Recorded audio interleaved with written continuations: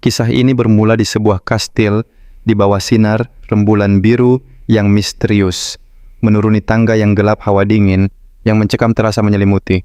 Di balik gerbang besi raksasa terdengar samar suara perlawanan yang sia-sia. Di sanalah sang pahlawan kita terbelenggu dalam kondisi yang mengenaskan. Tubuhnya dirantai dan dipenuhi luka dengan peralatan aneh berserakan di sekitarnya. Lalu sesosok pria berambut perak mencengkeramnya dan berkata bahwa dia hanyalah sebuah hiburan. Dengan tatapan penuh penghinaan pria itu mendekatkan besi panas membara ke wajah pahlawan kita. Dia terus berbicara menyebut Rian sebagai satu-satunya kegagalan yang tidak mewarisi bakat klan mereka. Tanpa belas kasihan, besi panas itu membakar dada pemuda itu.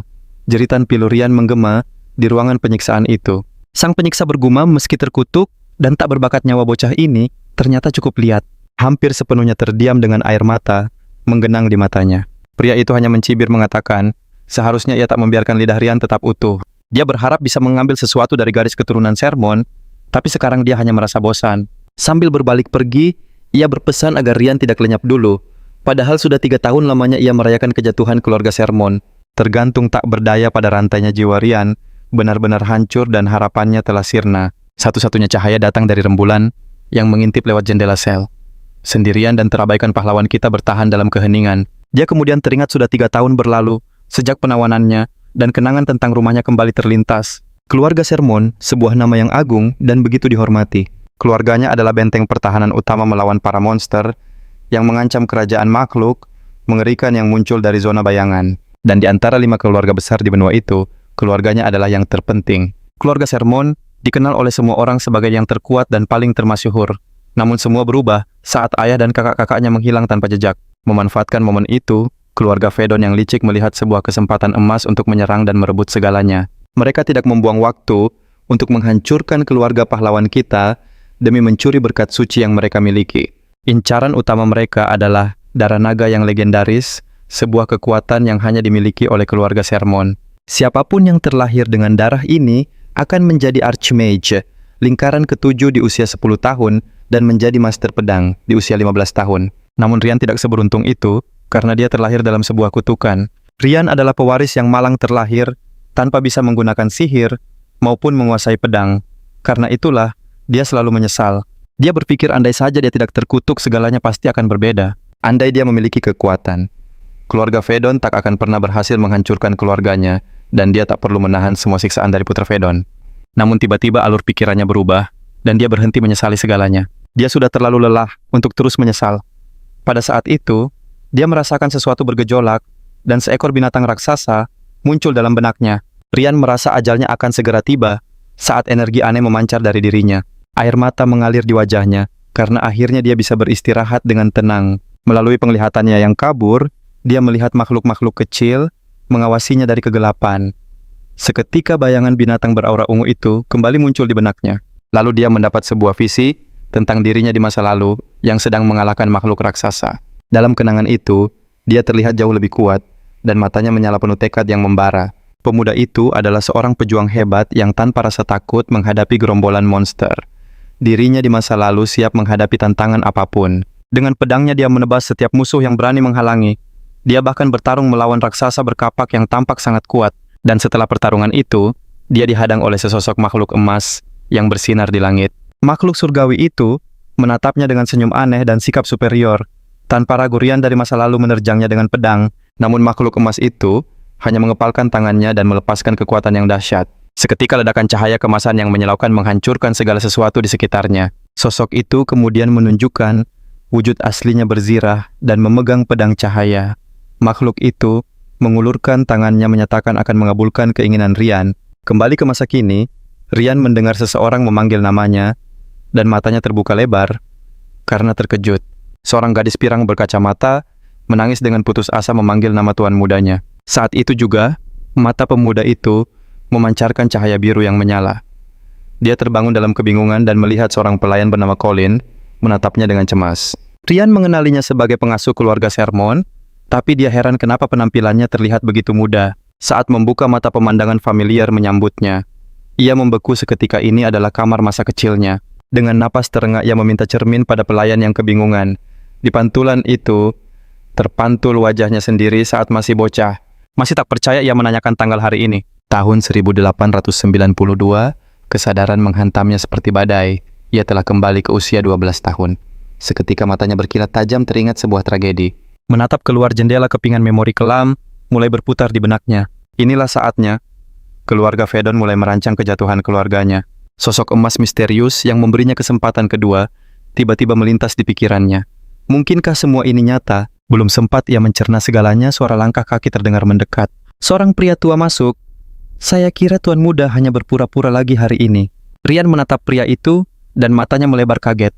Itu adalah Alexandro, kapten kesatria, sekaligus gurunya di masa lalu. Sang kapten mengamatinya dengan lekat. Anda terlihat tidak sehat, Tuan Muda. Karena itu, ia menyarankan Rian untuk melewatkan latihan. Tapi Rian justru menolak. Aku akan tetap berlatih, membuat semua orang terkejut. Tatapan Alexandro seketika berubah tajam penuh selidik. Namun Rian hanya membalasnya dengan senyum penuh percaya diri, seolah ia adalah orang yang berbeda. Latihan apa hari ini? Tanyanya membuat sang guru makin terheran. Anggar, Anda yakin tidak mau beristirahat? Melihat semangat yang begitu berbeda, Alexandro bertanya dengan curiga, siapa engkau sebenarnya? Sambil mengepalkan tangan, Rian meyakinkan dirinya sendiri dalam hati, ini nyata, aku telah kembali. Sang guru tak mengerti apa penyebabnya, tapi perubahan drastis ini membuatnya tertarik. Dengan pedang di tangan, Rian memberi usul yang mengejutkan, lupakan latihan, kita langsung saja berburu monster. Tatapan Rian menyala penuh tekad. Kali ini akan kuubah segalanya. Beberapa saat kemudian, di halaman latihan sebuah jendela status muncul di hadapan Rian menampilkan atributnya yang sangat lemah. Ia bersyukur setidaknya kekuatan ini masih ada meski tubuhnya kini menanggung sebuah kutukan. Monster latihannya sudah siap, ujar Alexandro. Mereka pun beranjak menuju arena. Di sana seekor goblin buas dirantai dengan erat. Tapi tiba-tiba rantai itu putus. Makhluk itu langsung menerkam ke arah Rian. Goblin itu melesat maju dengan buas siap mencabik Rian yang tampak siaga. Dari kejauhan pelayan Rian memohon, hentikan latihannya. Tuan Muda selalu tak sadarkan diri hanya karena melawannya. Rian menoleh dengan tenang. Itu adalah diriku yang dulu. Rian memejamkan matanya sejenak, memusatkan seluruh tekad dan keberaniannya. Dengan senyum tipis, ia membuka mata. Sekarang aku mengerti. Tiba-tiba sebuah notifikasi sistem muncul di hadapannya. Kutukan sedang aktif meningkatkan rasa takutnya terhadap monster. Jadi rasa takut luar biasa yang selama ini menghantuinya adalah efek dari kutukan Raja Iblis. Melihat Rian terpaku, Alexandro yang kecewa hendak menghentikan pertarungan. Namun Rian menolak untuk mundur. Ia melangkah maju dengan gagah berani. Ini belum ada apa-apanya. Goblin itu kembali menerkam. Rasa takut dari kutukan itu melumpuhkan tubuhnya, tapi Rian berjuang keras melawannya dari dalam.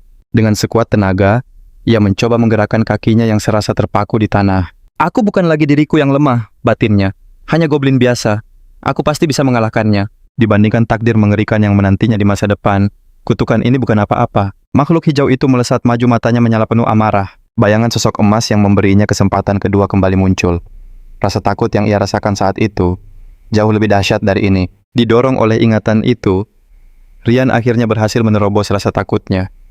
Ia mengayunkan pedang sekuat tenaga. Dalam satu tebasan kilat yang presisi, makhluk hijau itu pun langsung tumbang. Alexandro dan pelayarnya terperangah, tak bisa mempercayai pemandangan di depan mata mereka. Notifikasi sistem muncul memberitahu bahwa ia berhasil mengatasi kutukan dan rasa takutnya terhadap monster telah lenyap. Dengan tatapan tajam dan penuh keyakinan, aura di sekeliling Rian berubah drastis. Ia menatap lurus ke arah gurunya. Berikan aku pedang sungguhan. Aku ingin pertarungan yang sebenarnya.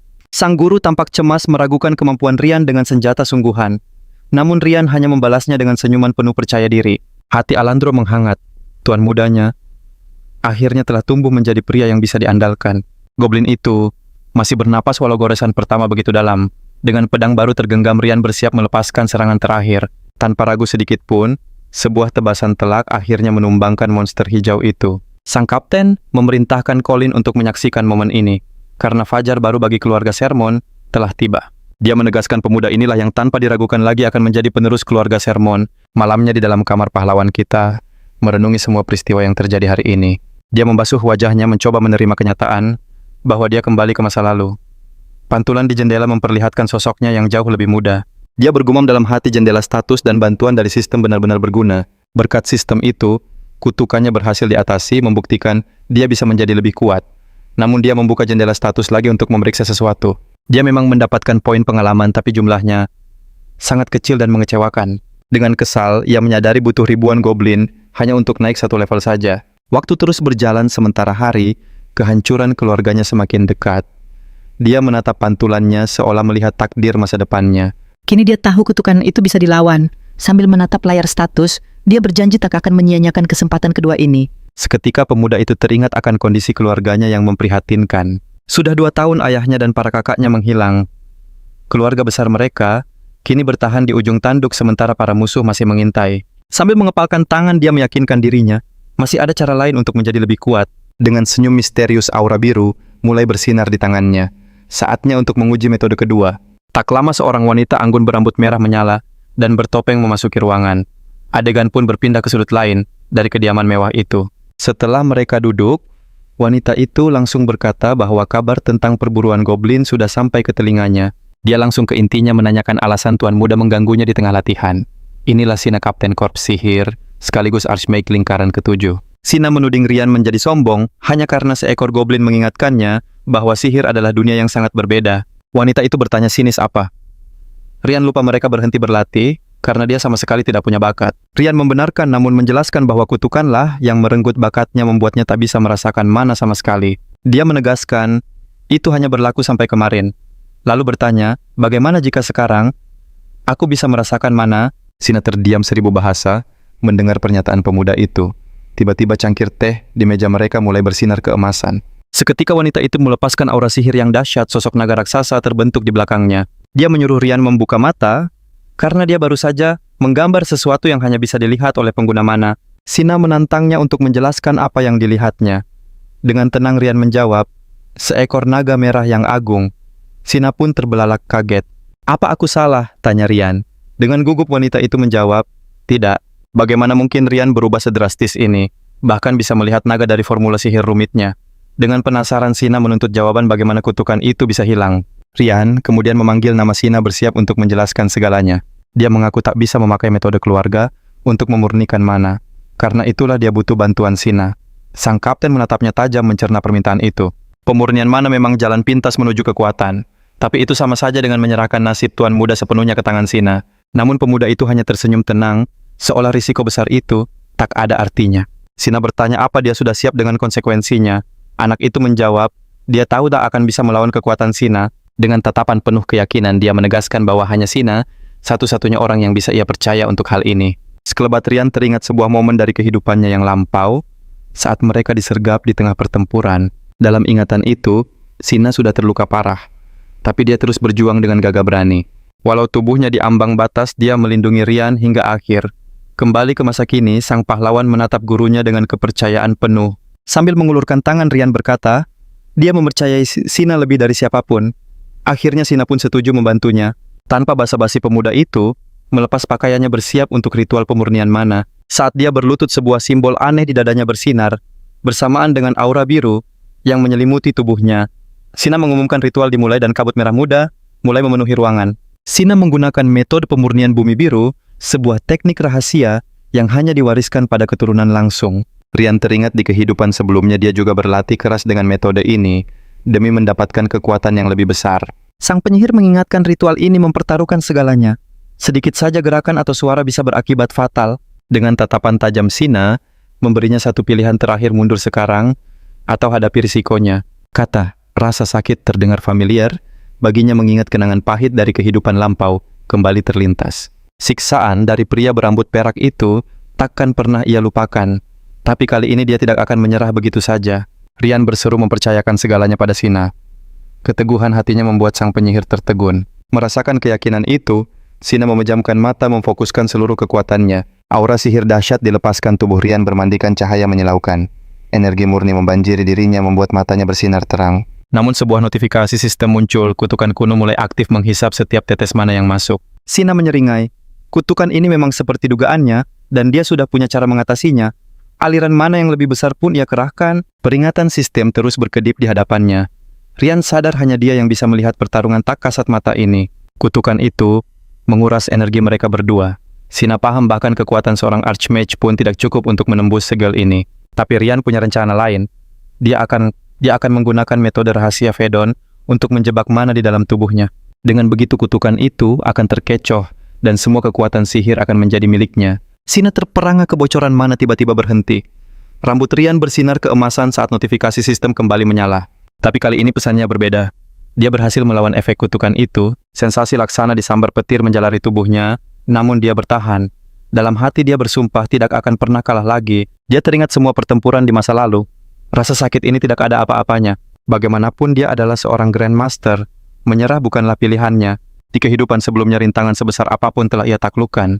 Pemahamannya tentang mana melampaui siapapun. Pengetahuan itu bukan tersimpan di raga tapi terukir abadi dalam jiwanya. Dia menyapa Arkin dalam benaknya sang Raja Iblis, bahkan dewa bernama Aden sekalipun, tak mampu menandingi kekuatan sejatinya. Tiba-tiba segel aneh di dadanya retak. Cahaya putih menyilaukan terpancar di susul ledakan energi biru yang dahsyat dari tubuh Rian. Sina sampai terhempas ke belakang tak kuasa menahan gelombang kekuatan luar biasa itu. Kini mana emas mengalir lancar di sekujur tubuhnya. Namun setelah mengerahkan segalanya Rian pun ambruk tak sadarkan diri. Kesadarannya mulai memudar, tapi setidaknya dia berhasil. Pikirannya melayang kembali keingatan tentang jendela sel yang suram itu. Dibandingkan siksaan di masa depan, rasa sakit tadi bukanlah apa-apa. Dalam ingatan itu, pria keji itu bicara soal menyingkirkannya. Namun tiba-tiba sebilah pedang berkilat membelah kegelapan. Sosok berkerudung muncul entah dari mana menebas para penjaga dengan gerakan cepat. Matanya terbelalak ngeri melihat kondisi Rian. Dengan panik Rian berteriak menyuruh seseorang menghentikan penyusup misterius itu. Kepalanya mendadak pening saat dia menatap langit malam yang diterangi bulan purnama. Bagaimana bisa dia berada di tengah hutan belantara? Tiba-tiba, sebuah suara familiar bertanya, "Apa kau sudah bangun dari mimpi burukmu?" Itu Alexandro, mantan gurunya yang berdiri dengan luka parah di sekujur tubuh. Sang kapten memohon maaf karena terlambat. Wajah Rian bersinar penuh harap bertanya, apakah dia datang untuk menyelamatkannya. Namun sang guru hanya menunduk dengan ekspresi penuh penyesalan dan duka. Dengan beberapa anak panah menancap di punggungnya, dia memeluk Rian untuk terakhir kalinya sekali lagi membisikkan kata maaf. Melihat gurunya pergi untuk selamanya di pelukannya, Rian menjerit dalam keputusasaan yang mendalam. Dengan air mata berlinang, Rian akhirnya terbangun. Dia kembali di kamarnya menyadari semua itu hanyalah mimpi buruk. Pemurnian mana memang berhasil, tapi kenangan pahit itu kembali merusak suasana hatinya. Dia teringat kawan-kawannya yang telah tiada, tapi kini dia punya kesempatan untuk mengubah takdir. Dengan bola mana di tangannya, dia tahu kekuatan ini harus dirahasiakan terutama dari keluarga Fedon. Dengan tatapan dingin, Rian memutuskan langkah selanjutnya mempercepat kejatuhan keluarga Fedon. Keesokan paginya, dia terbangun dengan Sina dan Alexandro yang menjaganya. Rian tiba-tiba berkata, pemurnian mananya gagal membuat mereka berdua terkejut. Sang penyihir dan gurunya saling berpandangan tak mengerti apa maksudnya. Pemuda itu memilih bungkam menyembunyikan rahasia yang terlalu besar untuk diungkap. Lagi pula siapa yang akan percaya pada cerita mustahil ini? Dengan wajah polos, ia mengaku tak punya mana sama sekali, bahkan menantang Sina untuk memeriksanya. Sina yang kebingungan pun menerima tantangan itu, tak mengerti mengapa ia menyangkal kekuatannya. Aura panas langsung menyelimuti tangan Sina, siap mendeteksi setiap percik mana. Tangan mereka bersentuhan, aliran energi hijau keemasan pun menjalar. Namun Sina terbelalak kaget. Ia tak menemukan jejak sihir sedikit pun. Senyum tipis terukir di wajah Rian, rencananya berhasil. Sang penyihir pun kebingungan. Malu dan tak bisa berkata-kata, Sina segera meninggalkan ruangan dengan tergesa-gesa. Alexandro hanya bisa menatap cemas, tak mengerti apa yang baru saja terjadi. Ia pun menasihati Rian untuk fokus pada latihan pedangnya saja. Tapi Rian menolak, berkata bahwa latihan itu terasa terlalu berat untuknya. Jawaban itu membuat Alexandro terpaku. Jiwanya seakan melayang mendengar penolakan tak terduga itu. Musim pun berganti dari gugur yang muram hingga salju pertama turun. 2 bulan berlalu, Colin menatap pintu kamar tuan mudanya dengan cemas. Hatinya sedih melihat sang tuan muda tak kunjung keluar dari kamarnya. Tanpa kepala keluarga, hanya nyonya yang berjuang sendirian menopang segalanya. Sudah 3 bulan, keluh seorang pelayan. Apa dia akan terus bersembunyi? Pelayan lain menyahut sinis, menganggap semua itu hanyalah mimpi sesaat. Namun Colin membela, berteriak bahwa ocehan mereka hanya memperburuk keadaan keluarga. Sebab nama tak berguna itu kini terdengar di seluruh penjuru kerajaan. Colin marah tak terima seorang anak 12 tahun dihina sekejam itu. Tapi para staf lain membalas satu persatu pelayan mulai pergi meninggalkan mereka. Mereka pun menatap Colin seolah menuntut jawaban atas situasi pelik ini. Di kamarnya Rian menyadari kualitas makanannya menurun, pertanda keuangan keluarga goyah. Seringai licik muncul di wajahnya. Semuanya berjalan sesuai dengan skenarionya. Ia berpikir Rian yang dulu pasti akan gegabah menghamburkan uang keluarga. Tapi kini ia punya strategi yang lebih jitu. Menunggu saat yang tepat untuk menyerang balik. Kemerosotan keluarga ini bermula sejak ayah dan kakak-kakaknya menghilang. Lapangan latihan yang dulu ramai kini menjadi sunyi dan ditinggalkan. Para bangsawan yang dulu menjilat kini tak pernah lagi menampakkan batang hidungnya. Mereka semua pergi memberi Rian kebebasan untuk bergerak tanpa dicurigai. Namun rencananya terasa lebih lambat dari dugaan. Ia harus lebih sabar. Tiba-tiba Colin menerobos masuk dengan napas terengah-engah memanggil namanya. Kapten Katria menunggu serunya. Namun Tuan Muda hanya menunjukkan wajah malas. Ia menarik selimutnya meminta libur sehari lagi, tapi Colin tak mau menyerah. Dengan wajah geram gadis itu, menarik selimut Rian dengan sekuat tenaga. Rian terkejut saat Colin mencengkeramnya tanpa ampun. Tanpa ragu gadis itu langsung menggendongnya paksa menuju lapangan latihan dengan tatapan membara. "Aku tak akan meninggalkan keluarga ini," seru Colin. Rian hanya bisa pasrah digendong seperti karung beras. Di lapangan Rian kembali berhadapan dengan sesi latihan yang membosankan. Alexandro membentaknya, "Berapa kali harus kuajari cara memegang pedang?" Sang guru menjelaskan lagi inti ilmunya adalah menyalurkan mana ke dalam bilah pedang. Orang ini juga belum menyerah, batin Rian dengan ekspresi datar. Ia harus membalas kesetiaan mereka, sambil tetap menyembunyikan latihan rahasianya dengan teknik body domination. Sebuah notifikasi sistem berbunyi, poin pengalaman berhasil didapatkan. Status kekuatannya melonjak, tapi rasa sakit aneh tiba-tiba menusuk tubuhnya. Dengan panik, ia beralasan ke toilet dan segera kabur dari latihan. Di dalam kamar mandi, ia sadar kemampuannya ini belum stabil dan bisa hancur jika gegabah. Ia pun membuka jendela status ingin melihat hasil dari latihan rahasianya selama ini. Level 3. Atributnya meningkat pesat seulas senyum terukir di wajahnya. Latihan 3 bulan ini tidak sia-sia. Target berikutnya mencapai 20 poin di semua atribut demi membuka kelas hantu yang legendaris. Saat keluar gurunya terlihat bersama seorang tamu tak dikenal. Siapakah orang itu? Pria itu Truno Hill, manajer umum keluarga Sermon. Ia menyerahkan sepucuk surat, membuat Rian sadar alur takdir ini berbeda dari masa lalunya.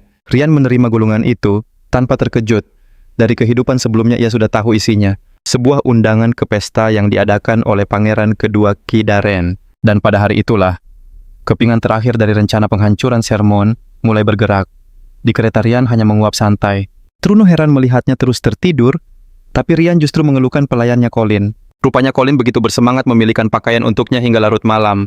Truno memakluminya karena Alexandro dan Sina tak bisa ikut, sebab gerombolan monster raksasa baru saja muncul secara misterius di perbatasan. Tugas keluarga Sermon adalah menahan mereka. Sebagai kepala sementara, Sina harus turun tangan. Karena itulah Rian yang baru berumur 12 tahun harus mewakili keluarga di ibu kota. Namun Truno yakin tak akan ada yang berani mengusik anggota keluarga Sermon. Rian tersenyum miris. Mungkin dulu begitu, tapi sekarang tidak lagi. Kelemahan keluarganya telah memaksanya datang ke perayaan ini. Sebuah senyum licik terukir di wajahnya. Karena semua situasi ini adalah hasil rekayasanya sendiri. Akhirnya mereka tiba di Darbon, ibu kota kerajaan Daren. Sebuah kota megah dengan arsitektur yang menakjubkan. Para pelayan telah menanti di gerbang istana. Saat turun seorang wanita pirang dan pengawalnya menyambut kedatangannya. Lalu seorang pria berambut pirang dengan senyum penuh arti menyapanya sebagai sang naga. Dialah Kyle Daren, pangeran kedua kerajaan Daren sekaligus tuan rumah pesta ini. Truno berterima kasih atas keramahan mereka. Tapi Rian hanya mencibir dalam hati menatap tajam sang pangeran. Di sepanjang jalan tatapan seluruh warga seolah tertuju pada kereta mereka. Keluarga yang dulu begitu disegani kini menjadi sumber kekhawatiran karena kemundurannya. Tatapan iba dan cemas mengiringi mereka. Rumor tentangnya sebagai anak bengal telah tersebar luas. Ia melihat tatapan merendahkan dari para bangsawan, tapi semua ini adalah bagian dari rencananya. Dengan senyum penuh percaya diri, ia tahu segalanya berjalan persis seperti yang ia kehendaki. Rian pun mulai berakting bodoh, menyapa semua orang dengan senyum palsu. Truno hanya bisa menahan malu, melihat tingkah tuan mudanya. Para tamu menertawakannya tanpa ampun. Namun di matanya ada kilatan yang berbeda. Ia bertanya-tanya dalam hati sampai kapan sandiwara ini harus ia mainkan. Sementara itu, para pengawal membahas kedatangan sang tuan muda. Mereka tiba seminggu lebih awal, hanya untuk menjaganya. Harapannya ia bisa berbaur dengan para bangsawan lain, tapi kenyataannya nihil. Bahkan menyapa pun ia tak bisa. Sejak tiba ia hanya mengurung diri di kamar membuat semua orang frustrasi. Seorang pengawal menggerutu membayangkan pesta penuh hidangan lezat dan wanita cantik yang ia lewatkan. Sang kapten sampai mengirim anak baru untuk membujuknya. Tak disangka, ia kembali dengan laporan bahwa sang tuan muda akan hadir malam ini. Rian merenung. Beberapa hari mengurung diri memberinya waktu berharga untuk berlatih tanpa henti. Ia menatap keluar jendela. Tujuannya datang ke pesta ini lebih dari sekadar menenangkan para pengawalnya. Ada tujuan yang jauh lebih besar, karena hari ini orang itu pasti akan datang. Putra Fedon, musuh bebuyutan keluarganya, orang yang akan menyiksanya di kehidupan mendatang. Suasana perjamuan yang meriah seketika hening. Penyampai pesan mengumumkan kedatangan tuan muda Sansvedon. Pintu aula terbuka lebar, cahaya terang menyilaukan dari ambang pintu. Sansvedon melangkah masuk dengan dagu terangkat angkuh. Semua mata memandangnya dengan penuh kekaguman. Truno menatapnya penuh kebencian saat pemuda arogan itu mendekat untuk menyapa. Dengan senyum licik, Sans menyapa kepala pelayan itu. Ia berbasa-basi menanyakan kabar Tuan Muda Sermon yang terhormat. Nadanya jelas mengejek mencari keberadaan Rian Sermon, yang namanya begitu tersohor. Kepala pelayan Truno menegang. Pertanyaan itu adalah sebuah jebakan yang tak bisa ia jawab. Sans mulai menyindir soal kemerosotan keluarga Sermon, lalu menyombongkan pencapaian sihir lingkaran kelimanya di usia muda. Tapi menghina keluarga Sermon, di tanah mereka sendiri sudah melampaui batas kesabaran Truno. Sans berpura-pura tak percaya rumor itu bersikeras akan menghukum siapapun yang menjatuhkan nama Sermon. Amarah Truno meledak, ia tak segan menyebut pemuda sombong itu bocah tak tahu aturan. Tiba-tiba sebuah suara agung menggema mengumumkan kedatangan Tuan Muda Rian. Semua mata tertuju pada sosok yang melangkah masuk dengan penuh wibawa. Truno terpaku di tempatnya bertanya-tanya sejak kapan Tuan Muda memutuskan untuk keluar dari kamarnya. Aura cemerlang menyelimuti Rian. Berbalut setelan mewah, ia memancarkan karisma bangsawan sejati yang membuat seluruh aula terpana. Para tamu mulai berbisik-bisik penampilannya jauh berbeda dari rumor yang selama ini beredar. Sosoknya yang penuh martabat sama sekali tak mencerminkan keluarga yang katanya sedang runtuh. Sans geram melihat nama Sermon kembali jadi pusat perhatian. Rasa iri membakar hatinya, tangannya terkepal erat menatap Rian. Rian mendekat dengan tatapan menantang dan sikap penuh percaya diri. Dengan tenang ia bertanya, "Jadi kau Sans Fedon?" Ia berkata kakaknya banyak bercerita tentangnya. Seketika Truno terkejut mendengar nama Lats, putra keempat yang telah lama hilang. Para tamu pun ikut berbisik membahas kerabat Tuan Muda yang telah lenyap itu. Sans menjawab terbata-bata, namun Rian memotongnya, "Kakakku bilang kau orang yang sangat baik hati." Pujian Rian terdengar seperti sindiran tajam. Reputasinya yang luar biasa di akademi menjadi sorotan. Senyum provokatif terukir di bibir Rian, menatap lawannya yang mulai terpancing amarah. Rian mengungkit kebaikan Sans yang palsu. Setiap kata membuat wajah Sans memerah karena malu dan marah. Ejekan berlanjut saat pemuda itu menyinggung sesuatu yang terjadi pada lutut kakaknya. Truno mencoba menengahi mengubah topik pembicaraan dengan aneh soal obat dan pesan dari kapten yang terlupakan. Rian semakin mendekat lalu membisikkan sesuatu di telinga Sans dengan senyum licik. Truno menarik Rian menjauh menyuruhnya berhenti. Namun dengan aura biru di matanya, Rian justru menikmati reaksi Sans yang terguncang. Sans murka, tak percaya dengan keberanian Rian. Matanya berkilat penuh kebencian. Bagaimana Rian berani mengancamnya? Tapi pahlawan kita tak peduli. Amarah Sans justru yang ia inginkan. Kemarahan itu adalah benih untuk rencana besarnya. Malamnya di dalam kamar, amarah Sans meledak tak terkendali. Ia membanting vas hingga hancur berkeping-keping, berteriak bahwa aula perjamuan bukanlah arena pertarungan. Dengan mata penuh dendam, ia mengutuk Rian, teringat bisikan pemuda itu tentang ras. Di akademi, semua orang takut pada kekuatan Sans. Tapi kebenarnya, dia dikeluarkan sebuah aib yang ditutupi keluarganya. Penghinaan hari itu tak boleh terungkap. Sans gemetar teringat saat ia berhadapan dengan Ras. Ras menuduhnya melewati batas, menghadapinya dengan panah petir yang menyambar-nyambar. Dengan putus asa, Sans mencoba membela diri, tapi Ras menegurnya karena menggunakan sihir pada sesama murid. Dengan tatapan sedingin es, Ras mengancam akan mengambil segalanya jika ia tidak meminta maaf dengan tulus. Dengan air mata menahan malu, Sans terpaksa berlutut. Hari itu Ras mempermalukannya di depan semua orang dengan sihir petirnya. Kembali ke masa kini, ingatan itu membuatnya berteriak frustasi dan marah. Ia bertekad rencananya harus berjalan, dan Ras harus dibungkam selamanya. Senyum jahat terukir membayangkan nasib mengerikan Rian. Sans melangkah ke ruangan gelap, memanggil seseorang untuk pertemuan rahasia. Pintu pun terbuka. Sesosok bayangan misterius masuk menemuinya. Sans terkejut melihat tamunya sebuah pertemuan yang tak terduga.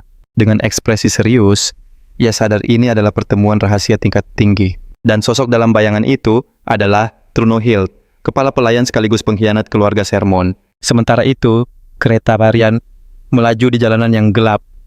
Rian bergumam puas, ia berhasil mengubah citranya dan mencapai tujuannya di pesta. Dan yang terpenting, ia berhasil memancing Sans Fedon, tepat seperti yang direncanakan. Truno memuji penampilan Rian yang luar biasa, mengatakan tindakannya telah mengembalikan harapan. Namun ia mengingatkan bukannya mencari sekutu, Rian justru memulai perseteruan baru. Kepala pelayan hanya bisa tersenyum puas, tuan mudanya sungguh mengagumkan. Rian tersenyum simpul, semua berjalan sesuai rencananya. Ia lantas mengetuk dinding kereta mengaktifkan sebuah peredam suara rahasia. Truno terperanjat tak mengerti apa yang baru saja terjadi. Rian menatapnya tajam, menagih jawaban tentang secercah harapan itu. Sang kepala pelayan terkesiap. Anak ini rupanya sudah menyalakan peredam suara kereta. Dengan tatapan menusuk, Rian berdesis. Jika Truno sungguh meyakininya, ia takkan pernah mengkhianati keluarga ini.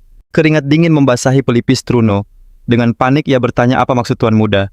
Rian hanya menjawab singkat, "Dosamu sangatlah besar. Kereta terus melaju di bawah temaram cahaya bulan. Di puncak ketegangan Rian menambahkan, tapi dosa itu dilakukan demi keluarga Sermon, sehingga masih ada ampunan. Rahang Truno serasa jatuh ke lantai. Bagaimana mungkin tuan mudanya tahu rahasia terdalamnya? Dengan gemetar ia membungkuk dalam-dalam. Rian menenangkannya, ia tahu Truno tidak punya pilihan lain. Karena itulah ia akan memberikan sebuah kesempatan. Dengan sorot mata penuh tekanan, Rian menyuruhnya untuk mendengar baik-baik, lalu memutuskan nasibnya sendiri. Truno terdiam membisu menanti tawaran dari sang tuan muda. Di dalam kereta yang melaju, masa depan keluarga mereka akan ditentukan. Dengan begitu tenang, Rian mulai memaparkan sebuah skenario besar, dan sang kepala pelayan mendengarkan dengan saksama. Truno terpana oleh kecerdasan dan keberanian rencana itu. Mustahil seorang anak berumur 12 tahun memikirkan hal sedetail ini. Sambil mengertakkan gigi, ia tak habis pikir bagaimana Rian merancang semua ini sendirian. Rian balas menatapnya, aura biru terpancar dari matanya yang serius. Kepala pelayan itu menutup wajah dilanda kebingungan hebat. Setelah pergulatan batin yang panjang, ia akhirnya mengambil keputusan. Helaan napas lega terdengar. Dengan mata berkaca-kaca, Truno merasa ingin bersorak karena bahagia dan haru. Senyum puas terukir di wajah Rian melihat pilihan kepala pelayannya. Rian mengingatkan mereka sudah melewati jalan utama. Sesuatu akan segera dimulai. Truno bertanya-tanya bagaimana anak ini masih bisa tersenyum saat bahaya sudah di depan mata. Detik itu juga ia sadar itu bukanlah senyum biasa. Itu adalah senyum dingin yang menyimpan sebuah rencana pembalasan. Sorot mata tuan mudanya menyimpan kobaran api pembalasan. Tiba-tiba, laju kereta berhenti dengan sangat kasar. Asap hitam mengepul dari roda yang macet. Seorang pengawal bertanya ada apa, namun sang kusir sama sekali tak menjawab. Satria mendekat dan mendapati kusirnya telah terkulai lemas. Sesaat kemudian sebuah panah ungu melesat dan menumbangkan kuda pengawal. Suasana berubah panik. Satria berteriak bahwa ini adalah serangan mendadak dan memerintahkan semua untuk melindungi kereta utama. Hujan panah berenergi sihir langsung menghujani para pengawal dari segala arah. Penyihir pelindung segera membuat perisai ajaib. Sang kapten menggeram marah beraninya mereka menyerang keluarga Sermon. Panah-panah sihir itu terus membombardir perisai hingga retakan mulai muncul. Kapten memerintahkan tak ada satupun yang boleh mendekati kereta, bahkan jika itu sekutu sekalipun. Namun seorang pengawal mengintip ke dalam dan wajahnya memucat. Tuan muda telah lenyap. Teriakan putus asanya membuat yang lain ikut panik. Dari kejauhan para kesatria hanya bisa membeku tak tahu harus berbuat apa melihat tuan muda mereka menghilang. Di tempat lain, sesosok berjubah melesat di atas kudanya di bawah sinar rembulan. Dengan tekad membara di matanya, sosok misterius itu terus memacu kudanya tanpa henti. Rupanya Rian digendong oleh sosok itu, melarikan diri dari lokasi penyergapan dengan kecepatan kilat. Sebuah notifikasi sistem muncul memberitahu bahwa berbagai status abnormal sedang aktif di tubuhnya. Ia mencoba memperkirakan waktu yang telah berlalu, menyadari begitu banyak mantra yang sengaja dikenakan padanya. Dia bisa membayangkan betapa kacaunya para pengawal keluarga Sermon saat ini. Di kehidupan sebelumnya, insiden ini adalah pemicu kehancuran keluarganya. Tapi sekarang ia akan memanfaatkan tragedi ini untuk membalikan keadaan. Truno terkejut mendengar ide kejatuhan palsu. Ia sama sekali tak bisa memahami jalan pikiran tuan mudanya. Rian menjelaskan mencoba membangun kembali keluarga sekarang adalah sebuah kesalahan besar. Keluarga lain akan merasa terancam dan justru bersatu untuk menyerang mereka. Itulah gunanya rumor tak berguna yang selama ini ia pelihara. Namun ia tahu keluarga Fedon takkan berhenti dan akan tetap berusaha menyingkirkannya. Sambil menyeringai, Rian berkata akan memanfaatkan keserakahan mereka untuk kepentingannya sendiri. Ejekannya di ibu kota pasti akan memancing Saning untuk bergerak, dan dengan adanya sekutu dari dalam rencananya menjadi sempurna. Kepala pelayan menatap tuan mudanya dengan penuh keyakinan. Apakah insiden ini akan menjadi akhir, atau justru awal kebangkitan mereka? Notifikasi sistem berbunyi menegaskan sihir bumi biru tengah melawan balik. Rian bergumam, semua sesuai skenario, namun sebesit maaf terucap. Dengan kilat hijau di matanya dia menatap penculiknya. Pria itu berbisik maaf, lalu membawanya pergi. Rian meyakinkan Truno untuk mengikuti rencana karena inilah satu-satunya penebusan. Sang kepala pelayan hanya bisa menangis diliputi sesal. Sistem mengumumkan seluruh atributnya telah mencapai 20. Sebuah kekuatan baru terbuka, matanya bersinar terang. Dia menyeringai. Syarat pertama untuk bangkit telah terpenuhi di tengah hutan yang kelam. Sekelompok figur berjubah menanti. Tak lama sang penculik tiba bersama Rian, melaporkan misinya tuntas. Sans Fedon menampakkan diri sang dalang di balik semua ini. Dia terkejut melihat Truno yang tega mengkhianati tuannya sendiri. Truno membela diri, namun Sans hanya mencibir. Ia mengingatkan akan ada harga untuk sebuah pengkhianatan. Sambil tersenyum licik, Sans menyerahkan sebuah gulungan berharga kepada Truno. Truno ragu menanyakan kebenarannya. Sans memastikan informasi itu sepenuhnya asli. Keluarga Asen tak hanya dikenal sebagai pemburu, tapi juga penjual informasi paling akurat. Gulungan itu mengungkap lokasi para pewaris yang hilang. Kini Rian mengerti alasan pengkhianatan Truno. Demi menemukan kakak-kakak Rian, kepala pelayan itu rela bekerja sama dengan kekuatan finansial keluarga Fedon. Sans mengusir Truno dengan hinaan, menyatakan tugas sang pengkhianat telah usai. Truno memohon agar Sans tak menyakiti Rian. Dengan senyum keji, Sans berjanji tuan muda itu akan kembali tanpa luka. Sepeninggal Truno, seorang pengikut bertanya soal nasibnya. Sans hanya tersenyum tipis. Dia menjelaskan bahwa Truno sudah hancur. Keluarga Sermon pasti tahu pengkhianatannya. Agar rencana besar ini berjalan mulus, Truno harus kembali ke mansion. Semua sudah diatur. Seorang bawahan bertanya apakah Sans sendiri yang akan turun tangan. Ia mengiyakan, momen ini telah lama dinantikannya. Di sebuah penjara bawah tanah diterangi rembulan, Rian kembali ke tempat yang tak asing. Sans menjambak rambutnya meremehkan situasinya. Namun Rian hanya menatap balik dengan sorot mata yang tenang dan menantang. Melihat pewaris Sermon tak berdaya, tawa Sans meledak membahana. Rian bertanya apa maunya. Sans mengungkap dia telah berhasil menangkap keturunan Sermon terakhir. Rian memberinya peringatan, tapi Sans hanya teringat ejekan di aula. Ia balik bertanya, "Kau mengancamku lagi?" Sebuah senyum penuh percaya diri tak pernah lepas dari wajah Rian. Dia tetap diam. Sans berkata, "Rian mungkin mendengar banyak hal, tapi dia tak tahu kisah yang sebenarnya. Tahukah kau?" bisiknya, "akulah yang membuat ayah dan kakak-kakakmu lenyap." Dengan murka dia menendang Rian. Sans terus menghujaninya dengan pukulan, meluapkan amarahnya pada sikap Rian yang menantang. Namun pemuda itu menerima semuanya. Kilau hijau di matanya semakin terang. Sans mengungkap Truno, menukarnya demi informasi. Dia berteriak takkan ada yang datang menolong Rian. Semua ini adalah bagian dari skenario besarnya. Penculikan ini hanyalah pemicu untuk pertarungan akbar antara keluarga Fedon dan Sermon. Rian tersenyum sinis, berpikir Sans terlalu banyak bicara untuk seseorang di posisinya. Dengan aura hijau yang meledak, Rian bangkit siap untuk membalikkan keadaan. Sans terbelalak. Energi dahsyat memancar dari tubuh tuan muda itu saat lingkaran sihir aktif membanjiri penjara dengan cahaya hijau. Lingkaran sihir itu meluas, menciptakan segel kokoh yang mengurung mereka. Sans diselimuti ketakutan. Energi hijau itu kini melilit tubuhnya, membuatnya tak bisa bergerak. Rian menyatakan inilah hari yang ditunggunya. Saatnya untuk membalaskan semuanya. Sans panik menuntut penjelasan. Tapi Rian hanya menatap dingin musuhnya yang terperangkap dalam jerat sihirnya. Di puncak menara pendar, cahaya hijau berkilat menembus langit malam. Sihir Rian sepenuhnya menjerat Sans, mengangkat tubuhnya ke udara, membuatnya tak berdaya. Sans berteriak putus asa, tak mengerti kenapa tak terjadi apa-apa. Dia mengira ini hanya gertakan. Rian mendekat perlahan, menyebutnya bodoh, dan mengingatkannya akan satu hal penting. Dengan tatapan dingin, Rian berkata, "Kau terlalu banyak bicara. Sekarang bayar semua perbuatanmu." Energi hijau di leher Sans semakin mencekik, membuatnya terdiam oleh kekuatan sihir itu. Tenggorokannya tercekat, napasnya sesak. Ia panik saat menyadari suaranya telah direnggut. Rian menyeringai, mengungkap lingkaran sihir keheningan yang telah menyegel semua mantra Sans. Ia bertanya dengan nada mengejek, "Bagaimana rasanya menjadi penyihir yang tak bisa bersuara?" Sans panik, sihir ungunya tak berfungsi, tapi secercah harapan muncul. Ia masih bisa menyerang tanpa suara. Rian menjelaskan dengan santai bahwa hanya sihir tingkat rendah yang bisa dirapal tanpa mantra. Bola energi ungu tercipta di tangannya Sans, mengerahkan seluruh kekuatannya untuk menyerang. Namun Rian hanya tersenyum meremehkan. Bola energi dahsyat itu meledak, tapi tak meninggalkan goresan sedikit pun. Dalam benaknya Sans berpikir ayahnya takkan marah jika ia memberi sedikit pelajaran pada anak itu. Tapi matanya terbelalak kaget.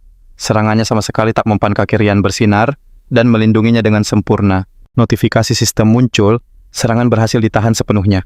Sans mencoba lagi lebih kuat, tapi Rian hanya tertawa mengejek serangannya sia-sia. Ia bertanya, "Kau pikir aku akan diam saja menerima seranganmu?" Lingkaran sihir biru muncul di hadapan Rian. Dengan satu gerakan energi, ungu Sans lenyap seketika. Sans tak percaya sihirnya musnah begitu saja. Rian mengungkap kekuatannya. Ini adalah gangguan mana pembatal sihir instan. Ia menjelaskan serangannya tak berguna, membuat Sans menggertakkan giginya karena amarah dan rasa tak percaya. Sans beralih ke pertarungan fisik dan menerjang, tapi Rian sudah mengantisipasinya. Dengan mudah, Rian menghancurkan rantai yang mengikatnya. "Benda ini sudah tak ada artinya lagi bagiku." Ia mengungkap bahwa kejutannya bukan hanya itu saja. Lingkaran sihir ketiga bersinar terang. Tubuh Sans lumpuh seketika, terhempas ke lantai dengan keras. Rian menatapnya dengan senyum kemenangan, sementara Sans hanya bisa merintih kesakitan di bawah sihirnya. Rian mendekat perlahan. "Sekarang giliranku yang memegang kendali." Ia menatap lawannya yang tak berdaya, menikmati setiap detik pembalasannya. Saat Sans sadar, Rian sudah duduk di hadapannya. Seluruh tubuhnya sakit dan tak bisa digerakkan. "Sudah bangun?" tanya Rian santai, matanya melirik belati milik Sans. Sans meronta tapi rantai itu tak bergeming. Ia terkejut kekuatannya seolah lenyap. Amarahnya meledak, ia berteriak, anehnya suaranya sudah kembali normal. Ia sadar itu hanya rantai biasa. Dengan penuh keyakinan Sans mencoba sihir angin. Serangan sihir kecil langsung mengenainya. Kau pikir aku sebodoh itu? Ejek Rian. Sans merintih kesakitan bertanya-tanya bagaimana Rian menyerang tanpa lingkaran sihir. Menangkap seorang penyihir. Tentu saja aku sudah menyiapkan segalanya. Sambil menyeringai Rian mengungkap rahasianya. Aku sudah menggambar lingkaran sihir di tubuhmu. Rian menggores tubuh Sans mengaktifkan lingkaran sihir berwarna merah pekat. Sans memucat ngeri. Sebuah pola sihir merah muncul di dadanya. Itu adalah seni terlarang yang sangat menyakitkan. Sihir ini akan terasa lebih menyakitkan saat kau sadar. Ujar Rian teringat saat Sans melakukan hal yang sama padanya dulu. Bagaimana kau tahu sihir ini? Dan bagaimana kau bisa memakai mana? Teriak Sans putus asa. Semua ini berkat ingatan dari kehidupanku yang lain. Jawab Rian. 3 bulan terakhir ia diam-diam melatih kemampuan penyembunyiannya. Berkat itu mempelajari keahlian baru menjadi sangat mudah untuknya. Setiap keahlian memiliki sirkuit mana yang unik. Sebagai pemain ahli, ia bisa melihat dan menghafal semuanya. Itulah sebabnya ia tak perlu berlatih keras untuk menguasai keahlian baru. Latihan hanyalah cara mempercepat prosesnya. Dengan kemampuan barunya, ia menyiapkan jebakan sempurna untuk Sans. Rian menjelaskan, lingkaran sihir ini akan melipat gandakan rasa sakit yang kau rencanakan untukku. Dengan belati yang berpendar energi merah, Rian berkata, sekarang giliranmu merasakan penderitaan yang sama. Cahaya merah menyilaukan menerangi menara. Aksi balas dendam. Rian telah dimulai. Jeritan kesakitan Sans menggema. Rian tersenyum dingin. Sudah cukup untuk hari ini. Sans hanya bisa merintih kesakitan, tak mampu lagi mengucapkan sepatah kata pun. Dengan tatapan dingin Rian membalikkan badan, membuat Sans panik memperingatkannya. Pasukan Fedon datang, cepat pergi dari sini. Bagaimana kau tahu bala bantuan datangnya seminggu lagi? Tanya Rian. Sans langsung terdiam, lidahnya keluh. Rian mengungkap semua tebakannya. Ia tahu Hans sengaja menunda bantuan demi menyiksanya lebih lama. Mata Sans terbelalak. Jadi selama ini Rian tidak pingsan. Garis miring Rian menambahkan peringatan barusan pastilah sebuah kebohongan. Gigi Sans bergemeletuk penuh amarah. Ia sadar dirinya telah jatuh ke dalam perangkap bocah itu. Rian menyebut unit elit keluarga Fedon. Jari-jari keluarga, bisiknya menebar keputusasaan. Sans berteriak histeris, namun Rian mengabaikannya. Iya, kewasalaweka. Sebuah pukulan telak seketika membungkamnya. Lingkaran sihir di dadanya berpendar terang, melanjutkan siksaan tanpa henti. Mame kimat, mam. Teruslah berteriak, bisik Rian. Untuk hari ini cukup sampai di sini. Nama Rian diteriakan, suaranya syarat akan kebencian dan penderitaan. Kini Rian bersiap menyambut tamunya. Garis miring para elit keluarga Fedon. Tak boleh ada kesalahan sedikit pun. Seminggu berlalu. Di bawah langit senja pasukan bantuan akhirnya tiba di lokasi. Apa ini tempatnya? Tanya seorang pria berkerudung. Benar, seminggu telah berlalu tanpa kabar dari Tuan Muda Sans. Sang pemimpin tim bertanya, apakah ada pergerakan lain selama seminggu ini? Garis miring, tidak ada sama sekali, lapor pengawal itu. Semua jalur telah diawasi dengan ketat. Aura ungu menyelimuti sang pemimpin, khawatir Sans sudah bertindak kelewat batas. Ia teringat perintah untuk membawa bocah Sermon hidup-hidup. Ya kata. Aku akan masuk sendirian, katanya tegas menepis tangan pengawalnya. Perintah kepala keluarga adalah mutlak bagi kami. Dengan sihir ungu pintu penjara bawah tanah hancur berkeping-keping. Ia memutuskan untuk masuk seorang diri. Garis miring memerintahkan anak buahnya untuk menunggu di luar. Dengan tatapan tajam ia berkata, kalian hanya akan menghalangi. Patuhi perintah. Sang pemimpin melangkah sendirian ke dalam lorong yang gelap. Garis miring menuruni tangga dengan waspada, hawa tak enak langsung menyergapnya. Firasatnya menguat. Ada aura jahat di sini. Namun, anehnya tidak ada percikan mana yang terdeteksi. Tiba-tiba puluhan lingkaran sihir menyala di dinding membuatnya terperanjat. Garis miring. Jebakan aktif, ia segera melompat menghindar. Dalam keputusasaan, ia segera membentuk perisai sihir. Garis miring melindungi dirinya dari rentetan serangan magis. Ia sadar sesuatu yang buruk telah terjadi pada Sans. Mantra deteksi dilepaskan, ia bertanya-tanya apakah ini jaringan jebakan yang terhubung. Siapapun yang merancangnya, garis miring pastilah sangat memahami struktur tempat ini dan merupakan penyihir yang luar biasa. Pikirannya berkecamuk, garis miring keluarga Sermon. Ataukah ada pihak ketiga yang ikut campur? Tak ada waktu untuk berpikir. Ia melapisi perisainya. Siapapun kau, gumamnya dengan geram. Akan kubuat kau menyesal. Ia bersumpah akan membalas siapapun yang berani menyentuh jari keluarga Fedon. Akhirnya ia tiba di dasar penjara. Sebuah pemandangan kelam menyambutnya. Lantai basah oleh noda kemerahan. Garis miring di sana Sans tergantung lemah dengan rantai tubuhnya penuh bekas luka. Nalurinya ingin menyerang, namun ia sadar tuan mudanya dalam bahaya. Asal boleh sabar. Dengan sihirnya ia mencoba membebaskan Sans. Rantai itu hancur berkeping-keping. Garis miring tubuh Sans ambruk ke lantai benar-benar tak berdaya. Pemimpin bergegas menghampirinya. Apa yang terjadi di tempat ini? Sans hanya bisa menangis menahan sakit dan rasa malu yang mendalam. Saat memeriksa lukanya, sang pemimpin mengenali jejak sihir ini. Anehnya ini adalah sihir milik Sans Fedon sendiri. Matanya kemudian menangkap Rian yang terikat di sudut. Tanpa ragu ia mengeluarkan ramuan pemulihan untuk menyelamatkan tuannya. Sebuah tindakan yang sangat berisiko. Garis miring musuh yang sebenarnya bisa saja menyerang kapanpun. Ia sadar penyelamatan ini bukanlah tujuan utama musuh. Bocah itu hanyalah umpan untuk sesuatu yang jauh lebih besar. Dengan gemetar Sans menunjuk ke arah Rian. Dia, iblis yang melakukan ini semua padaku. Tatapan penuh kebencian itu mengkonfirmasi segalanya. Pelakunya adalah Rian Sermon. Sang pemimpin menatapnya dengan curiga. Ia memutuskan untuk menggunakan mantra lingkaran ketujuh.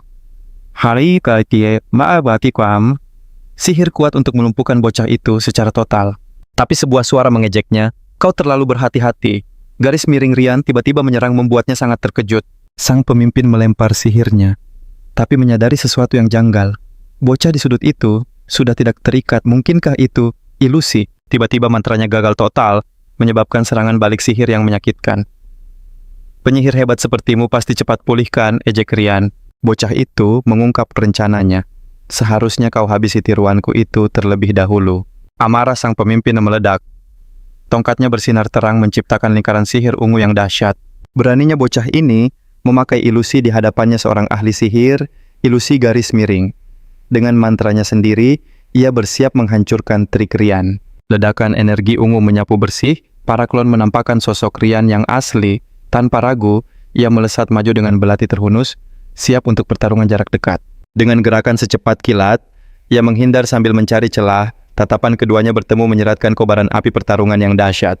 Sebuah tendangan super kuat menghantam sang pemimpin, tubuhnya terlempar tanpa perlawanan menghantam lantai dengan keras. Sang pemimpin terbelalak. Bocah kurang ajar. Ia bangkit dan membalas dengan pukulan telak yang membuat Rian terpental jauh. Dengan seringai meremehkan ia bertanya, "Kau pikir bisa menipuku dengan mudah?" Sebuah bola energi panas tercipta mengancam akan menghanguskan wajah Rian. Trik ilusimu sudah habis. Ini akhir bagimu. Sambil tertawa menghina ia berkata, beraninya kau meremehkan kekuatan jari-jari Fedon. Tiba-tiba matanya menangkap kilatan belati di lantai. Firasat buruk menyergapnya. Saat menoleh Sans sudah ada di belakangnya dengan tatapan penuh dendam. Sebuah serangan tak terduga mendarat dengan fatal. Sang pemimpin membeku, tak percaya dengan apa yang baru saja terjadi. Sans menahannya berbisik, kesombonganmu membawamu pada akhir ini. Sekarang bayar harganya. Pernah dengar tentang transfer jiwa?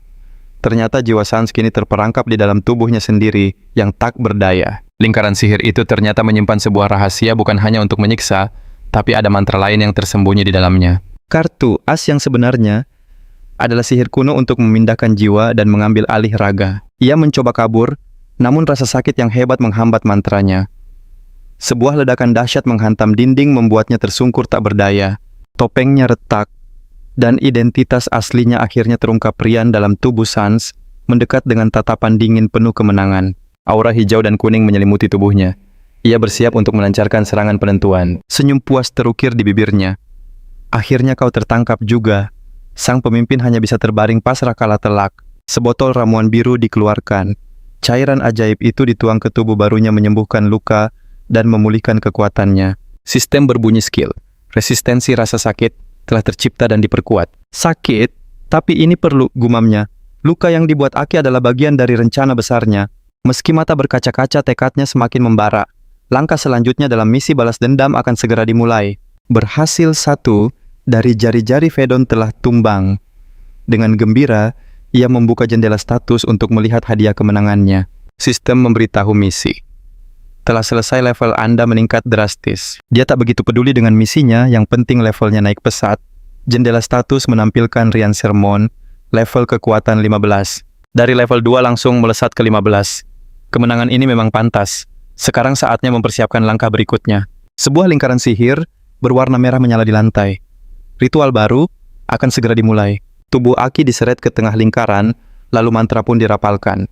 Keberhasilan ritual ini adalah kunci untuk mempercepat segalanya. Rahasia kekuatannya adalah sirkuit sihir yang terukir langsung di dalam jiwa bukan di raga.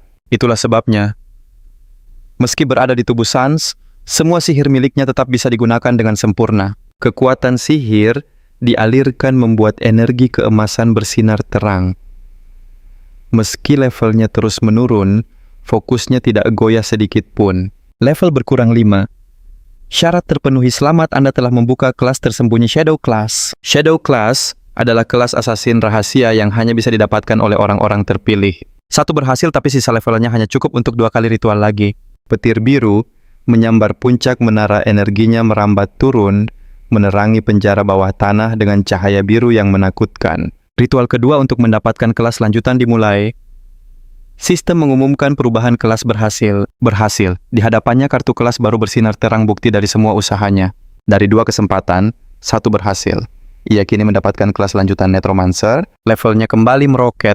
Dengan sisa yang ada, ia bisa mencoba ritual ketiga. Jika berhasil kelas tersembunyi, Phantom akan membuatnya jadi tak terkalahkan. Kelas Phantom bersinergi sempurna dengan kemampuannya. Masalahnya untuk mendapatkannya, dibutuhkan ukuran jiwa yang sangat besar. Gagal di level ini, risikonya tak terbayangkan. Tapi tak ada waktu untuk ragu. Demi rencananya ia akan mempertaruhkan segalanya. Ritual terakhir pun dimulai. Sistem kembali mengumumkan, level berkurang 5. Tiba-tiba rasa sakit yang luar biasa menyiksanya. Energi ungu liar membungkus tubuhnya dengan sangat ganas. Peringatan, jiwa Anda mengalami kerusakan, pemulihan segera dibutuhkan. Jeritan kesakitan menggema saat sihir yang tak terkendali seakan merobek-robek tubuhnya. Tubuhnya bergetar hebat. Apakah kelas ketiga ini benar-benar mustahil didapatkan? Di tengah kesakitannya, ia menoleh dan melihat tubuh aslinya sedang disiksa dengan keji oleh Sans Fedon. Kilasan memori pilu kembali menyeruak, memaksanya terjebak dalam mimpi buruk yang sama. Bayangan sahabat yang tumbang dan keluarga yang sirna terus menghantuinya. Pengorbanan Alexandro dan Sina terpatri jelas, membuatnya menolak untuk patah dan melawan kepedihan.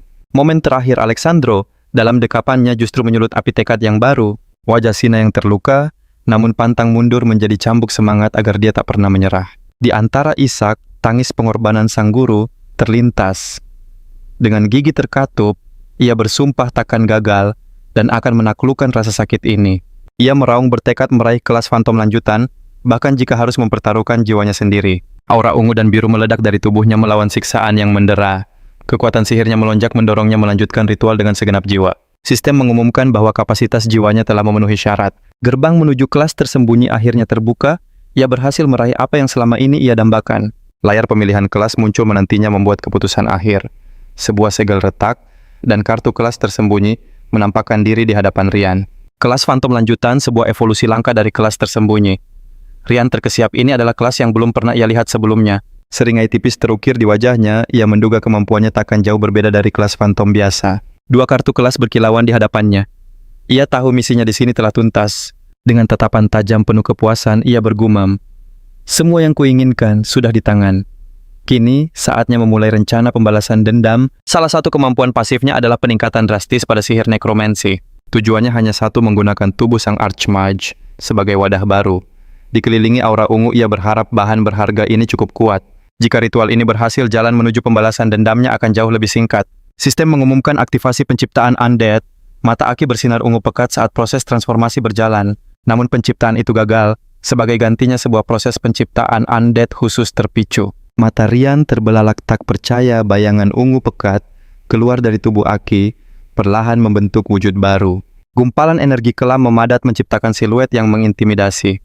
Sesosok makhluk berzirah hitam legam kini berdiri di hadapannya.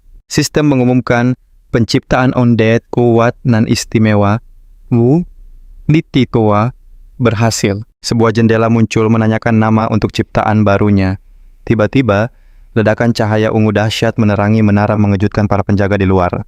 Mereka bertanya-tanya apa yang terjadi di dalam. Dengan panik seorang penjaga berteriak, "Di mana Tuan Muda Sans?" Melihat kehancuran di sekitar mereka, kekhawatiran besar melanda para penjaga. Rian kini dalam tubuh Sans muncul sambil memanggul wujud lamanya. para penjaga langsung bersorak tuan muda. Dengan akting sempurna Rian berteriak marah. Aki si pengkhianat dari keluarga Fedon telah menyerangku di penjara bawah tanah. Dia melanjutkan, aku berhasil menyegelnya dengan sebuah tiap artefak. Tapi segel ini takkan bertahan lama. Rian memerintahkan mereka menahan Aki agar ia bisa kabur dan kembali ke keluarganya. Ia menjanjikan imbalan besar jika mereka bisa menahan Aki sampai bantuan tiba. Para penjaga pun bertarung mati-matian sementara Rian melarikan diri dengan tubuh aslinya. Penjaga itu berkata, itulah kali terakhir kami melihat tuan muda. Adegan beralih ke perkemahan militer, para prajurit tengah bersiap untuk misi selanjutnya. Seorang pria bernama Pei menerima laporan insiden tersebut dari salah seorang bawahannya. Pei penyihir lingkaran ketujuh dari keluarga Fedon. Ia tertarik saat mendengar tak ada jejak Aki yang ditemukan di lokasi. Dengan geram ia meremas laporan di tangannya, tak percaya dengan isi yang tertulis di sana. Wajahnya memerah karena amarah. Apa laporan ini benar?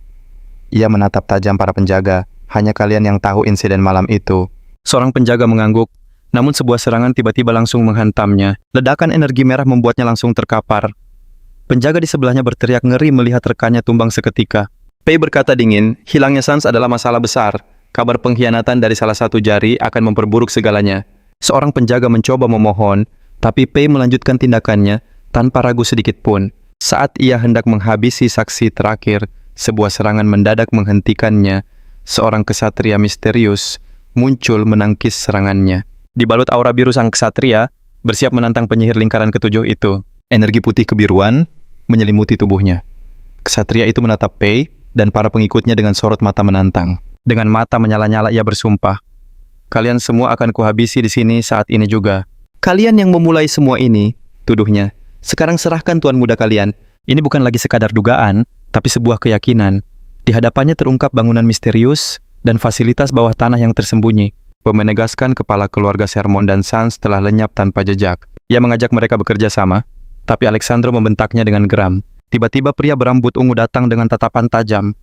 Seketika aura biru Alexandro meledak mengisyaratkan tak ada yang boleh melewati batas.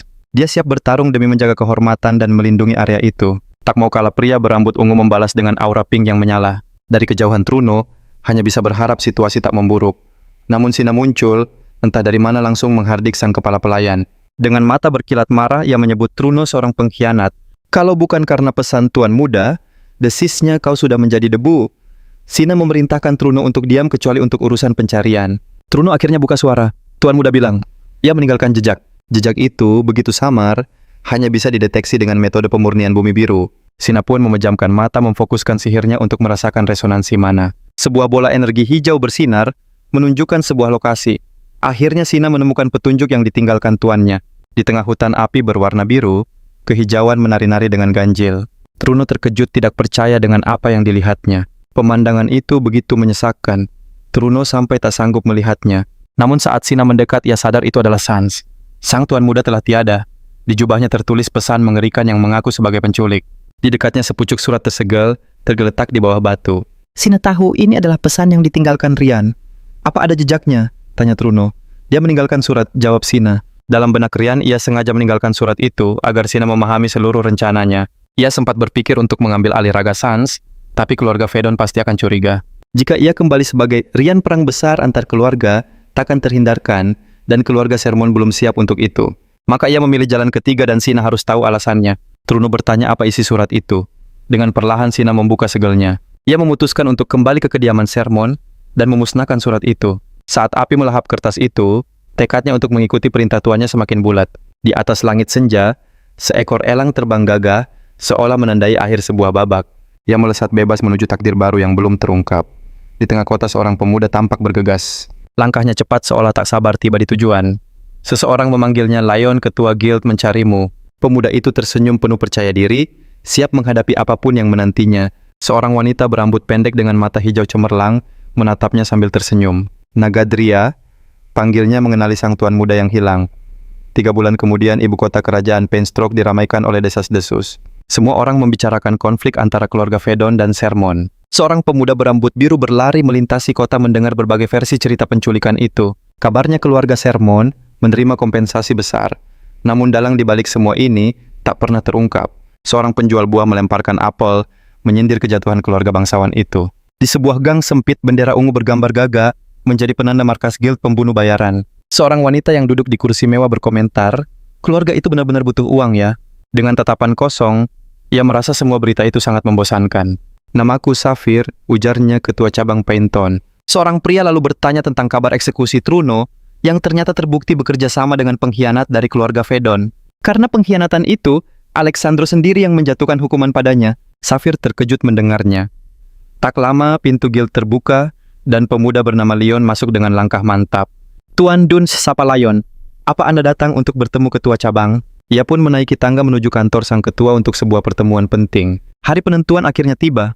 Di hadapannya Safir meletakkan sepucuk surat bersegel. Surat rekomendasi untuk menjadi anggota resmi guild. Dengan senyum percaya diri dia siap menghadapi ujian terakhir misi pertempuran sesungguhnya. Baginya ujian ini hanya formalitas, namun aturan guild adalah mutlak. Lagi pula ini adalah guild pembunuh bayaran terbesar keempat di benua. Tatapan pemuda itu tajam dan penuh tekad. Safir mengakui bakatnya, anggota resmi termuda dalam 100 tahun. Namun baginya pencapaian itu bukan apa-apa dibanding seorang second class assassin. Sambil menyesap teh, Safir berkata, ekspresimu jauh lebih hidup sekarang. Ia teringat malam hujan itu. 2 bulan telah berlalu sejak pertemuan pertama mereka. Saat itu pintu guild terbuka, menampakkan seorang pemuda misterius yang menyelinap ke markas rahasia. Dia datang membawa kekayaan dengan satu permohonan yang tak biasa. Tatapan matanya yang tak gentar langsung menarik perhatian Safira. Sambil menatap keluar jendela, pemuda itu mengucapkan permintaan paling aneh. Kudengar guild ini menerima permintaan apapun, ucapnya. Safira tahu klien seperti ini takkan datang 2 kali. Penampilannya seperti pengemis namun membawa harta tak terhingga dengan permintaan yang mengejutkan. Permintaannya, singa segera berdiri, aku akan membaca surat itu. Panggil aku jika ujiannya sudah siap, katanya sebelum pergi, dan Safira menyetujuinya. Pikiran Safir kembali ke 2 bulan lalu. Sebuah suara bertanya, kau merekrutnya hanya karena firasat. Safir menyangkal menjelaskan, program latihan 10 tahun, diselesaikannya hanya dalam 1 bulan. Ia lalu bertanya pada Karl bawahannya, bagaimana hasil penyelidikanmu tentang anak itu? Hasilnya, tidak punya nama keluarga, dibesarkan master misterius, dan tujuannya mencari sang master yang hilang. Berkat latar belakang yang bersih, kemampuannya yang luar biasa pun terverifikasi. Karl mengonfirmasi, semua informasi tentang Leon 100% akurat. Aku juga mengunjungi kediamannya, tambah Karl, dan menemukan jejak seseorang di sana. Tapi Safir mengalihkan pembicaraan, menatapnya dengan serius. Ada hal yang jauh lebih penting. Mungkinkah anak itu Rian Sermon yang hilang? Pertanyaan itu membuat Karl terdiam membeku. Kemunculan mereka terjadi di waktu yang hampir bersamaan. Mungkinkah ini hanya sebuah kebetulan? Karl langsung menyanggah. Tidak mungkin Rian dikenal sangat lemah. Dia tak punya mana, aib bagi keluarganya. Sangat berbeda dengan Leon, seorang jenius, dengan bakat alami yang mengerikan. Safir tak mau mendengar lebih jauh. Dari bibirnya keluar asap hijau yang membentuk fantom kecil. Ia memberi perintah baru, selidiki master dari anak itu. Dia pasti orang yang luar biasa. Di tempat lain aura hijau menyelimuti Rian. Ia bergumam, intuisinya tajam sekali. Kemampuan necromancer ini sangat berguna. Tiba-tiba Safir merasa kedinginan membuat Karl yang berada di dekatnya bingung. Rian membuka jendela status miliknya, memeriksa kemajuan kekuatannya yang baru. Statistiknya luar biasa tinggi. Level yang hilang saat berganti kelas, kini telah pulih seluruhnya. Investasi kekuatan sihir pada skill body domination terbukti tidak sia-sia. Kemampuannya sekarang bahkan mampu mengelabui seorang second class assassin. Ia teringat pada makhluk yang ia ciptakan. Ia pun memberinya sebuah nama, Cornak. Dibalut cahaya hijau, dan ungu Cornak membungkuk hormat pada tuan barunya. Setelah menganalisis statusnya, Rian sadar, ia telah menciptakan undead yang bisa berevolusi. Dengan takjub, ia berpikir, jadi, inikah kekuatan sejati dari kelas Phantom? Mata hijaunya berpendar saat ia memindai sirkuit sihir di dalam tubuh Cornak untuk memahaminya. Setiap detail sirkuit dan aliran mana di dalamnya terlihat begitu jelas di matanya. Dan jauh di dalam sirkuit itu, ia menemukan sebuah quest tersembunyi. Judulnya, Sang Pembalas Dendam Model. Kekuatan Cornak lahir dari perpaduan skill langka dan misi tersembunyi. Membagi poin pengalaman memang berat namun sepadan. Di bawah sinar rembulan, ia sadar pertumbuhan sejati adalah menatap masa depan. Di puncak menara tatapannya, tajam menembus malam. Inilah saatnya merancang langkah selanjutnya. Di tengah lamunannya, seorang pria bernama Deken mendekat. Apa yang kau renungkan sedalam itu? Rian menjawab, mantap. Aku memikirkan cara lulus ujian dan menjadi pemimpin guild ini. Deken tertawa kecil. Dengan kemajuanmu, mimpi itu mungkin terwujud. Namun ia mengingatkan, Hari ini dari 3 peserta hanya 1 yang akan terpilih. Ini adalah ujian akhir untuk menjadi anggota resmi Guild, seorang assassin kelas 5. Deacon memperkenalkan Pala yang menatap Rian dengan dingin. Lalu Lip yang tatapannya tak kalah menantang. Siapapun yang berhasil menyingkirkan target akan menjadi anggota. Tatapan Deacon menajam. Ujian dimulai. Seketika ketiga calon assassin bersiap menanti detail misi mereka. Seorang peserta mengungkap info targetnya Olrock, pedagang 47 tahun, yang dikawal 3 prajurit bayaran 2 petarung dan 1 penyihir silver. Sebuah rumor beredar, dia baru saja memiliki seorang selir muda yang menawan. Setiap malam target mengunjungi kamar selirnya. Di saat itulah, para pengawal tidak berada di sisinya. Deacon memuji penyelidikan itu. Tapi apa jaminannya target akan datang malam ini? Mampukah kalian menangani pengawalnya sendiri? Itulah mengapa Guild selalu merencanakan segalanya dengan sempurna. Tatapan Deacon beralih pada Rian. Bagaimana denganmu? Apa ada yang ingin kau bagi? Dengan senyum penuh percaya diri Rian membalas, apa aku perlu bicara? Semua mata kini tertuju padanya penuh penasaran. Rian berkata dingin, hanya akan ada satu pemenang. Jadi untuk apa berbagi informasi? Rivalnya geram melihat keegoisannya. Aku tidak pernah diajari soal ikatan persaudaraan, bentaknya membuat yang lain semakin kesal. Namun Deacon justru tersenyum. Jawaban itu menangkap esensi seorang assassin sejati. Ia menjelaskan, seorang assassin sejati memanfaatkan segalanya termasuk orang lain untuk mencapai tujuan. Kedua rivalnya terdiam mengerti. Deacon pun mengumumkan, mulai sekarang kalian bebas bergerak melenyapkan target. Ketiganya melesat dari atap memulai perburuan. Deacon teringat permintaan Rian saat pertama kali ingin bergabung dengan Guild. Sebuah permintaan yang membuat 10 assassin kelas 4 dan 3 assassin kelas 3 bergerak untuk memburunya.